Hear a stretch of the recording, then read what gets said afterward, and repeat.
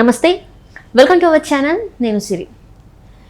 AP కడపలో అయితే మరో కార్ల ఫ్యాక్టరీ రాబోతుంది అని చెప్పేసి వార్తలు వస్తున్నాయి. సో ఎలక్ట్రిక్ వెహికల్కి సంబంధించిన ఫ్యాక్టరీ ఒకటి కడపలో పెట్టబోతున్నారు. 4,000 కోట్ల రూపాయలతో అయితే పెట్టబోతున్నట్టు కూడా వార్తలు వస్తున్నాయి. సో ఇది ఎంతవరకు వాస్తవం, నిజంగానే మరి ఆ కార్ల ఫ్యాక్టరీ రాబోతుందా కడపకి అనేది మనకి వివరించడానికి మనతో పాటు ఉన్నారు ప్రముఖ సీనియర్ జర్నలిస్ట్ డాక్టర్ దుర్గవడ్లమణి గారు.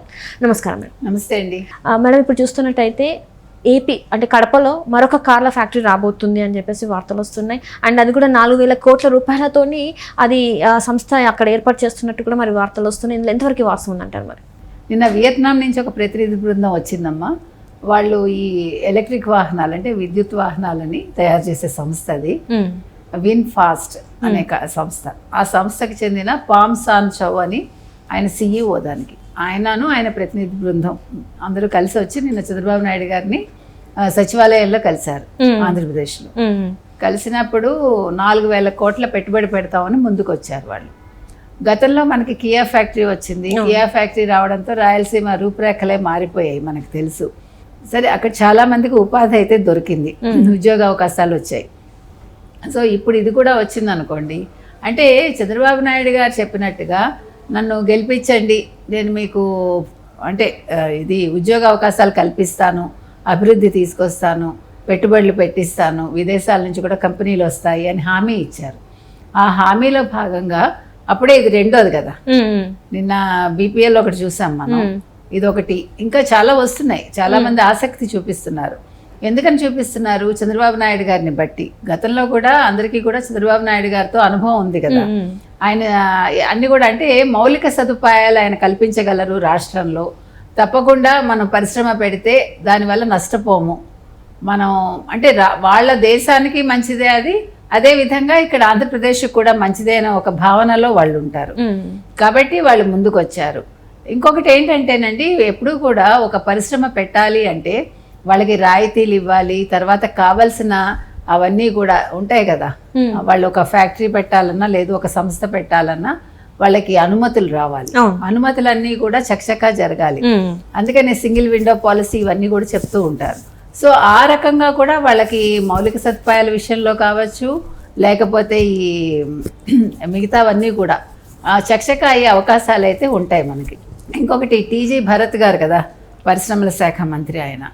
ఆయన కూడా చదువుకున్నవారు, ఆయనకు అన్నీ తెలుసు కాబట్టి అది కూడా మనకి మంచిదే, శుభసూచకం ఇవన్నీ కూడా. అంటే ఒక చదువుకున్న వ్యక్తి మంత్రిగా ఉండడం వల్ల ఉండే అడ్వాంటేజెస్ కూడా ఉంటాయి కదా. ఇప్పుడు ఏదైనా కూడా మాట్లాడటానికి అవకాశం ఉంటుంది, ఆయన ఇన్పుట్స్ ఇవ్వటానికి ఉంటుంది. చదువుకోవటం వల్ల ఉండే అడ్వాంటేజెస్ ఉంటాయి ఎప్పుడు కూడా.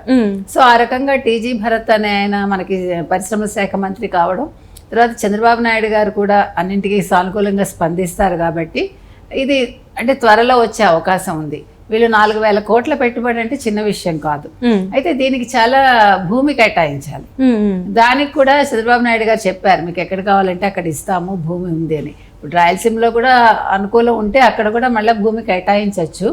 మరి ఏం చేస్తారో తెలీదు. అంటే ఇవన్నీ కూడా సానుకూలంగా అయితే అప్పుడు ఎక్కడ భూమి కేటాయించాలి, ఎక్కడ పరిశ్రమ పెట్టాలి అనేది వాళ్ళు ఆలోచిస్తారు. అంటే గతంలో చూసినట్టయితే చాలా వరకు సంస్థలు వచ్చి వెనక్కి వెళ్ళాయి. మనం చూసుకున్నట్టయితే ఆంధ్రాకి ఈ 5 సంవత్సరాలలో చాలా వరకు వచ్చాయి, వెళ్ళాయి.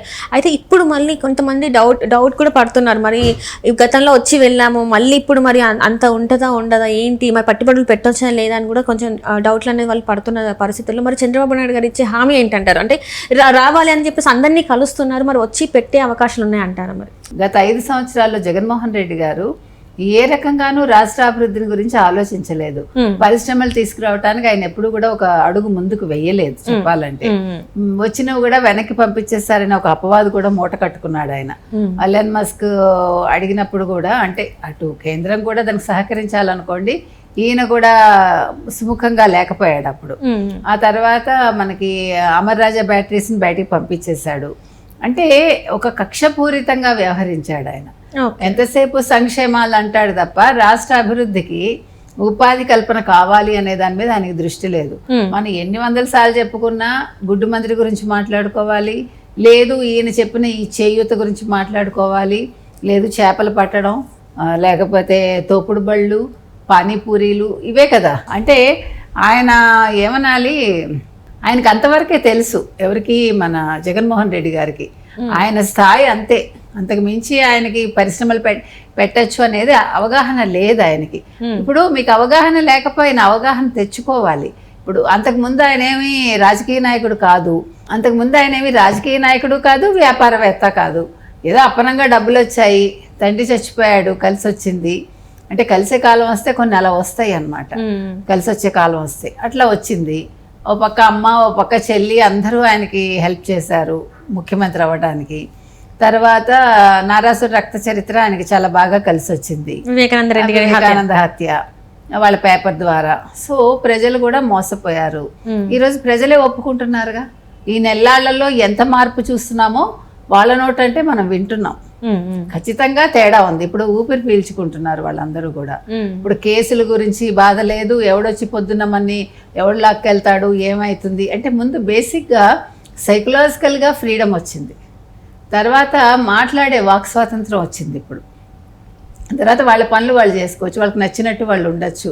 ఇదివరకు 5 ఏళ్లలో ప్రజలు అవన్నీ మర్చిపోయారు కదండి. ఒక ముఖ్యమంత్రి బయటకు వస్తున్నాడంటేనే వీళ్ళకి పరదాలు, వీళ్ళు బయటకు వచ్చి వ్యాపారాలు చేసుకోవటానికి లేదంటే డైలీ హుడ్ కూడా వాళ్ళకి లేదు. ఎంత ఘోరం అది. ఇప్పుడు ఈ రకంగా చూసుకున్నప్పుడు జగన్మోహన్ రెడ్డి ఏమీ చేయలేకపోయాడు అన్నదానికి మనకు అన్ని తార్కాణాలు కనిపిస్తున్నాయి. అందుకు భిన్నంగా ఈరోజు మీరు అన్నారు వాళ్ళు వస్తారా పెడతారా, ఈ సందేహం కూడా కరెక్టే. ఎలా తీసుకోవాలంటే దాన్ని, అంటే ఇప్పుడు వచ్చి పెడతారు, ఫర్ ఎగ్జాంపుల్ 5 ఏళ్ల తర్వాత మళ్ళా జగన్మోహన్ రెడ్డి వస్తే మా పరిస్థితి ఏంటి? డౌట్ అందరికీ వస్తుంది. కాకపోతే ప్రజలు ఇప్పుడు తెలివి మీరారు కాబట్టి వాళ్ళు ఆలోచన చేయక్కర్లేదని మనం అనుకుంటున్నాం. ప్రజలు కూడా అదే అనుకుంటున్నారు. ఎందుకంటే ఇప్పుడు వాళ్ళు వచ్చి పెట్టారనుకోండి, ఈలోగా అసలు ఇప్పుడు ఎంతమంది జాయిన్ అవ్వడానికి చూస్తున్నారు. ఇప్పుడు తెలుగుదేశం చంద్రబాబుని, తర్వాత జనసేన పవన్ కళ్యాణ్ని, వీళ్ళు తిడుతూనే ఉన్నారు కదా నిన్నటి వరకు మంత్రులుగా, అంటే మాజీ మంత్రులు. ఇప్పుడు అలాంటి వాళ్ళు కూడా ఈరోజు బాబోయ్ మమ్మల్ని వదిలేయండి మహాప్రభు, మమ్మల్ని ట్రోల్ చేయకండి, మేము తెలుగుదేశంలోకి వచ్చేస్తాము లేకపోతే జనసేనకు వస్తామని అడుగుతున్నారు. కాబట్టి ఇప్పుడు యాక్చువల్గా చెప్పాలంటే ఈయనెవరు జగన్మోహన్ రెడ్డికి ఇంకంత సీన్ లేదు. తను వ్యక్తిగతంగా ఏమీ చేయలేడు. ఆయనకి ఎవరో ఒకరు తోడు ఉండాలి. అంటే తోడంటే ఇప్పుడు ఆయన ముఖ్యమంత్రిని చేయాలనుకోండి, ఒకళ్ళు ఆయన నిలబెట్టాలి, సపోర్ట్ కావాలి ఆయనకి. ఒక తల్లో, ఒక చెల్లో, మరో ఎక్సో వయ్యో, ఆయన అంతటా ఆయన వెళ్ళి ఏది గెలవలేడు ఆయన. కాబట్టి ఇప్పుడు ఆయనకి ఇంకా సీన్ లేదు ఆయనకి. అందుకని ఇప్పుడు అసలు వైసీపీ ఉంటుందా 2 ఏళ్ల తర్వాత అనేది కూడా ఒక క్వశ్చన్ మార్క్. ఈ సందర్భంలో ఎవడు కూడా అనుమానపడక్కర్లేదు. అంతకంటే కూడా పెట్టుబడులు పెట్టడానికి అయ్యో ఆలోచించక్కర్లేదు. వాళ్ళు చక్కగా ముందుకొచ్చి పెట్టుబడులు పెడితే వాళ్ళకి తగిన ఫలితాలు ఉంటాయి, రాష్ట్రం కూడా అభివృద్ధి చెందుతుంది, బోళ్ళ మందికి ఉద్యోగ అవకాశాలు వస్తాయి. ఏ రకంగా చూసుకున్నా కూడా అంటే ముందుకు వెళ్తుంది రాష్ట్రం.